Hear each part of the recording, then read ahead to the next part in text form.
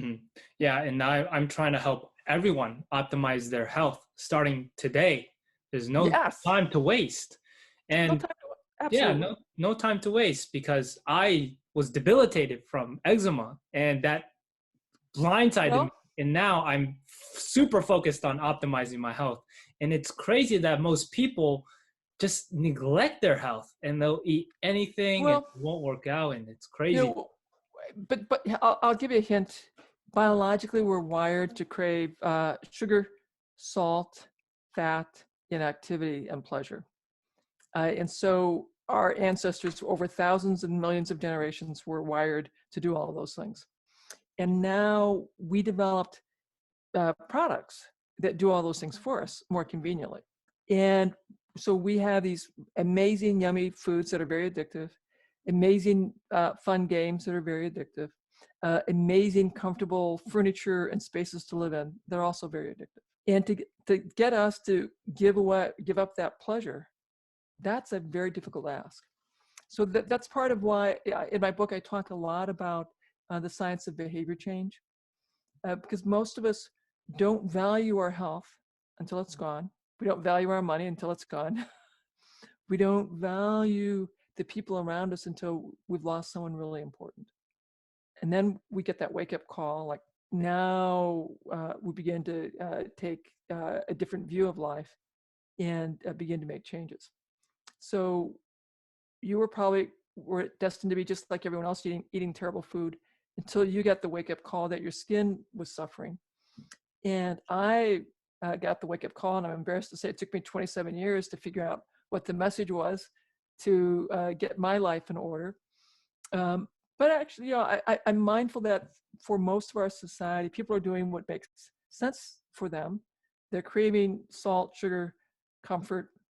And until they get a wake-up call and have someone help them link their suffering with their diet and lifestyle choices, they don't know. But hopefully, thanks to your podcast and all of your work and the work I'm doing, more people are learning that all their suffering is more connected to their choices than they realize, and that different choices could make a profound difference for them. Mm-hmm. So what you're doing is just so wonderful that you're reaching out and helping so many people. This is such an important time. I also wanted to throw out there, because so many people we're all thinking about COVID-19, or at least the old folks like me, we're all thinking about COVID-19. The young people, I think, are coming around to thinking more about it as well. The same concepts that I'm teaching, that you're teaching, also help normalize our immune cells, help us more appropriately respond and fight off the infections, more appropriately, fight the infection off effectively.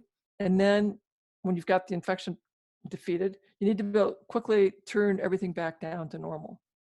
And if your immune cells all screwed up because you have a leaky gut, you have a high NF-kappa B, you're at bigger risk to have that overactive cytokine storm. So if in my tribe, or the autoimmune folks, I'm talking a lot about the importance of diet and lifestyle to reduce your risk of COVID.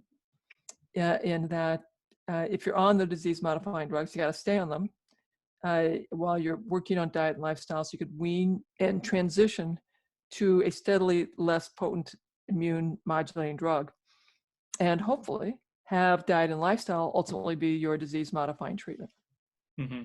Yeah. And a lot of people who are dying from COVID are obese or diabetic. And those are Obese, diabetic, smokers. Yeah. And those are totally preventable conditions. And yeah, it inspires me to create content every single day to help everyone. Yeah. We want them to know. Yeah. We want them to know. And if you have health coaches, health practitioners in your tribe, have them come over and check out the program that we have to train practitioners on how to use the health behavior change model, because it's challenging to help people go through letting go of our addictions. So we would love to offer more support if people are struggling with that.